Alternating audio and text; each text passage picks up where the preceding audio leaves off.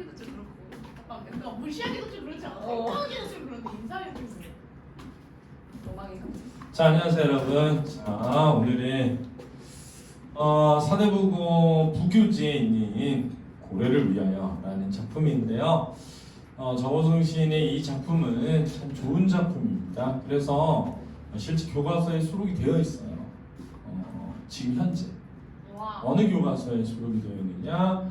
미래인 교과서에 수록되어 있습니다. 1학년 교과서에 수록되어 있어요. 그래서 미래인 출판사를 공부하고 있는 학생들은 이 고래를 위하여라는 것 찾아봐도 없습니다. 왜 없죠? 중1 교과서에 있으니까요. 그렇죠. 중1 교과서에. 그래서 죄송합니다 여러분. 중1 미래인 신유식 교과서를 1-3으로 가시면 거기에 있습니다. 고래를. 근데 사실은 제가 생각할 때는 정말 우리 사대부고 선생님들이 진심으로 학생을 사랑하는 거죠. 눈높이 수준. 정말 눈높이에 맞춰서 수업을 하겠다는 그 의지와 다짐, 저는 진짜 훌륭하다고 생각합니다. 사실은 이건 우스갯소리로 하는 게 아니고 진짜로 이렇게 부교재 보면 그런 생각 많이 들어요. 진짜 이런 걸로 수업하면 재밌겠다. 나도 이런 걸로 수업하고 싶다. 약간 좀 우리가 고등학생의 수준을 좀 너무 높게 생각하는 게 아닐까 그럴 때가 있거든요. 그래서 저는 이게 되게 맞다고 생각해요. 그러니까 약간 막 소설 읽다 보면 빠져들잖아. 재밌어서. 그렇잖아요. 그 소설 읽다 보면 사대부고 부교재 소설 읽다 보면 그냥 소설만 읽고 싶어요. 그러니까 공부를 떠나서 그냥 그렇잖아요. 제가 최근에 우리 중학생들 그 독서 하잖아요. 우리 중등부 독서 하잖아요. 거기에 제가 야 이번에 진짜 선생님이 니네를 위해서 재밌는 책 하나 선정했어. 근데 우리가 빛의 속도로 갈 수 없다면 SF 소설인데 그게 사대부고 부교재에 있는 거예요. 그래서 제가 깜짝 놀랐어요. 근데 그거 진짜 재밌죠. 그 재밌죠. 내용 재밌죠. 내용 재밌는데 제 얘기는 이제 이게 그쵸. 수능에는 큰 영향은 없죠. 근데 사실은 이게 우리가 입시를 위해서 하는 게 아니니까 공부를 하는 것 자체가 저는 개인적으로 긍정적으로 생각합니다. 근데 그런데 이제 그래도 조금 병행하면 어떨까 그런 생각을 해요. 그래서 이번에는 그래도 뭐 동동도 나오고 하니까요. 그래서 좀 같이 병행하고 있다는 그래서 제가 미래 교과서에 있다는 해서 열심히 찾아보지 마시고 중학교 교과서에 있다는 얘기를 그것도 1학년 중1 교과서에 있습니다. 그래서 잘 봐주시고요. 자, 한번 가보겠습니다. 푸른 바다에 고래가 없으면 벌써 시가 어렵네요. 정말 푸른 바다에 고래가 없다니 정말 믿기지 않는 초현실적이고 비현실적인 가정이네요. 그죠? 첫 번째는 푸른 무슨 어죠? 색채어죠. 색채어가 들어가고 시각적이고요. 이미지고요. 바다에 고래가 없다면 자 여기서 이제 중요한 건 뭐냐면 뭐뭐 하다면 이런 표현은 무슨 표현이죠? 가정 표현이라고 그래요. 그죠? 그래서 이걸 상황에 대한 뭐라고요? 가정이다 이렇게 하는 겁니다. 이 시는 상황에 대한 가정으로 출발하고 있다라고 알고 있어야 되겠습니다. 그렇죠? 그럼 푸른 바다가 뭘 의미하지? 굉장히 다양한 의미를 할 수 있는데 푸른 바다는 아마 청년 시절 여러분들의 시절이죠. 그죠? 저는 뭡니까? 저는 노년 시절이죠. 죽음을 앞둔 나이 이렇게 들고 있잖아요. 여러분하고는 정말 먼 거리 떨어져 있죠. 저기 떨어지는 걸 칠판 뚫고 가야 돼. 저기 가야 제 나이 됩니다. 그렇죠? 여러분들 이제 막 떠오르는 라이징 시즌 그렇죠? 여러분들은 푸릇푸릇한 파릇파릇한 실록이라고요. 청년 시절이죠, 여러분들.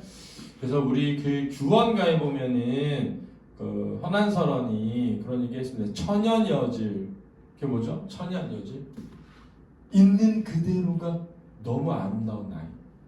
그게 언제냐면 28에 16, 17, 18, 16, 17, 18살이란 말이에요. 여러분 몇 살입니까 지금? 17살. 그렇죠. 근데 왜 그러냐고 지금. 지금 천연여질인데 니네 어쩌려고 그래. 큰일 났네. 자 괜찮습니다, 여러분. 자, 지금이 가장 아름다운 때니까 잊지 마시고 하셨잖아요. 앞으로 이런 때 안 옵니다. 지금 가장 아름다운 나이니까 잘 사세요. 근데 고래가 없다. 이게 뭐죠? 고래는 뭘까요? 고래는. 네. 그렇게 생각할 수 있죠. 그렇게 생각할 수 있는데 약간 좀 세분화해서 그리고 별이 이제 나오거든요. 별이 꿈, 희망, 그리고 그렇죠? 고래는 그 꿈과 희망을 뭐하는 지닌 존재. 이렇게 약간 세분화해서 이해해볼 필요가 있다라고 생각합니다. 선생님은 알았죠? 이해됐죠? 그러니까 뭐 고래는 꿈을 가지고 있는 존재니까 꿈이죠. 근데 이걸 약간 세분화해서 이해해보자면 그렇다라는 겁니다. 그렇죠? 푸른 바다가 아니지. 자, 이런 거를 단정적 표현이라고 하는 겁니다. 그렇죠? 단정적 표현. 단정적이지 않은 표현은 제가 그냥 만들어낸 말인데요. 낫단정이라고 NOT, 낫단정 이런 거 하는데 약간 추측하는 거죠. 추측하는 거. 이런 거 약간 단정적이지 않은데 여기는 아니지. 그랬으니까 약간 무슨 적이죠? 단정적이죠. 그럼 여기서 푸른 바다가 푸른 바다일 수 있는 이유는 거기에 뭐가 있기 때문이죠? 고래가 있기 때문이죠. 자, 우리가 청춘이라고 할 수 있는 이유는 뭐가 있기 때문이죠? 꿈을 지닌 존재가 있어서입니다. 알겠죠? 그래서 선생님이 항상 생각하는 건데 뭐냐면 선생님이 청춘입니까? 아닙니까? 예. 전 청춘이죠. 왜? 꿈이 있어. 그렇죠. 제가 진짜 실망했던 건 언제냐면 젊은 학생인데 무기력하게 앉아있는 거야, 학원에. 우리 학원에 그런 학생 있습니까? 없죠. 왜? 다 내보는 제가 다 내보내기 때문에 전 싫어해요. 그런 학생들을. 엄마가 학원 가라 그래서 그냥 억지로 가는 애들 제일 싫어하는 겁니다. 제일 싫어하는 거예요. 그래서 어제도 사실 난리가 났어요. 왜냐면은 제가 공지를 했는데 부모님들한테 2주 수능 대비하고 내신 대비 그다음부터 한다. 근데 제가 이 내신 일정표 받아보니까 다 빨릴 거예요. 그래가지고 한 주만 하고 바로 내신 대비 했잖아요. 바로 내신 대비 하면서 애들한테 야, 우리 일주일만 하고 다음 주부터 내신 대비야. 다 알려줬단 말이에요. 단톡방에다가도. 그랬는데 그 단톡방 제대로 안 보고 본 학생이 있었어요. 그래가지고 아니 왜 학부모님한테 그런 공지를 안 하냐고. 아니 앞으로도 이렇게 공지 안 하실 겁니까? 그랬죠. 네, 그랬어요. 왜요? 그래서 아니 제가 왜 합니까? 학생한테 하면 되지. 귀찮은 그죠. 아니 사실은 생각해 보세요. 엄마가 너 가야 된다 그래서 가고 그래서는 안 되잖아. 그 생각이 변함이 없습니다. 자, 그래서 왜 고래가 없으면 푸른 바다가 아니라고요? 청춘의 시절에 뭐가 없으면 꿈을 지닌 사람이 없으면 그건 청춘이라고 할 수가 없다 이런 뜻입니다. 그렇죠? 단정적인 거요. 마음속에 푸른 바다의 고래 한 마리 키우지 않으면 그랬으니까 마음속에 푸른 바다라고 했잖아요. 그러니까 이게 실제 푸른 바다가 아니라 마음속 푸른 바다구나라고 생각해 볼 수 있죠. 그렇죠? 그러니까 이게 구체적이고 감각적인 고래, 바다라는 대상인데 이 구체적이고 감각적인 고래와 바다가 사실은 마음속에 있는 추상적인 것을 뜻한다는 거죠. 이해됐지? 그러면 생각해봐. 청춘 시절이라고 하는 건 구체적이야, 추상적이야? 추상적이죠. 희망, 꿈, 구체적입니까? 추상적입니까? 추상적인 거죠. 그 추상적인 것을 구체적인 것으로 드러내고 있는 겁니다. 그렇죠? 상징입니다. 상징. 알겠습니까? 비유는 아니에요. 마음속 푸른 바다에 고래 한 마리 키우지 않으면 청년이 아니지 이렇게 됐네요. 그죠? 그래서 바다에 고래가 없으면 바다가 아니지, 바다에 고래를 키우지 않으면 청년이 아니지 이렇게 돼 있으니까 1, 2행과 3, 4행이 잘 보세요. 1, 2행과 3, 4, 5행이 구조적으로 무슨 성을 지니고 있습니까? 유사성을 지니고 있어요. 이 유사성은 뭘 만들어냅니까? 운유를 만들어내는 겁니다. 그렇죠? 이렇게 문장 구조의 유사성으로 운유를 만들어내는 건 대꾸적 표현이다라고 하는 겁니다. 알아두세요. 자, 여기까지가 1년이고요. 그래서 이 시를 읽는 청소년을 대상으로 해서 쓴 시임을 느끼게 하죠. 그죠? 푸른 바다가 고래를 위하여 푸르다는 걸 아직 모르는 사람은 아직 사랑을 모르지. 이렇게 됩니다. 그죠? 이것도 단정적 표현이 되겠고요. 그럼 결론은 푸른 바다가 고래를 위해서 푸른 것이죠. 그렇죠? 그럼 여기서 고래를 아까 얘기했던 것처럼 꿈을 지니고 살아가는 청년이라고 한다면 청춘의 시절은 꿈을 지니고 살아가는 청년을 위해 존재하는 것이죠.